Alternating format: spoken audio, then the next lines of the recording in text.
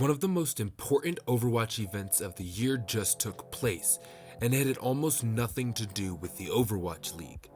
The weekend of December 13th featured the first ever Open Division Breakable Barriers, a new series where contenders and Open Division players, along with former Overwatch League players and streamers, test each other's skill and nerve. My name is Malik, and today we're going to be talking about the Open Division Breaking Barriers competition and why it is such an important event in Overwatch's history. Now, there are two separate divisions, the EMEA and North America, each with their own unique teams. It's not often that there is a buzz surrounding what many describe as low-tier Overwatch, and the World Cup was the last time that Contenders players received recognition at that high of a level. Popular Overwatch figures like Hex, ZP, Avast, Fran, and XQC supported this event and were instrumental in helping it gain so much recognition in its first weekend ever. The tournament went over 3 days and began with plenty of clippable moments from streamers and former Overwatch League players alike. Huge nade! Huge nade! I knows! I slept him, you got him. Big shuttle. It's huge! Oh my. The EMEA region was open to players from Europe, Asia, and the Middle East, so we saw everyone from British Hurricane to Young and Beautiful. This tournament was a test to see if players from various tiers can hold their own against some of the big dogs. A ragtag group of competitive players called Raspberry Racers came in and made a statement about the capabilities of EU talent. The team's star power came with the player Halfacool, and Diligent pulled off an impressive Pharah. They made a hard run through the bracket, improving with each match before they were brutally wiped out by British Hurricane, the team who didn't drop a single map.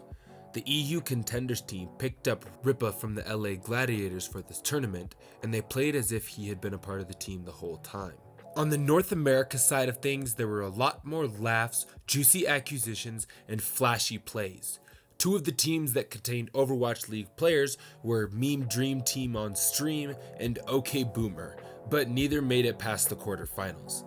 Meme Dream Team on Stream consisted of former Overwatch League players Jake, Custa, and Navas, not to mention the special edition of Fran, formerly of the Atlanta Reigns Stream Team. OK Boomer had quite possibly the best comms, which was expected considering that the team featured streamers Kabaji, XQC, and Sleepy.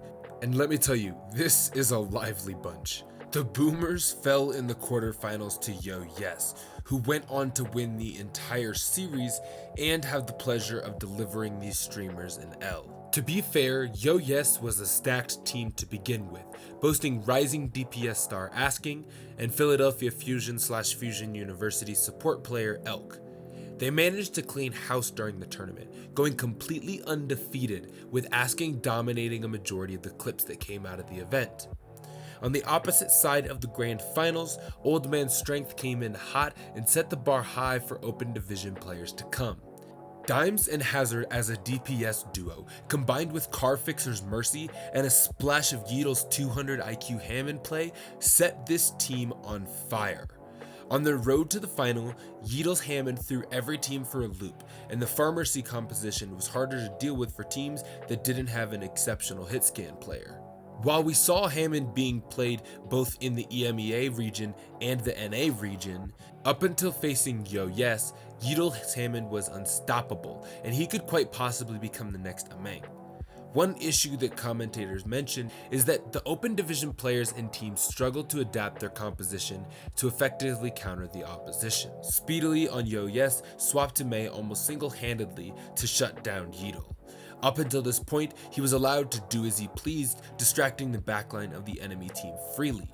It's not clear how much time teams had to prepare for this, but it is worth noting that it was exceptional to see these players perform at such a high level, and the teams that lasted adapted their style and strategy as it went on.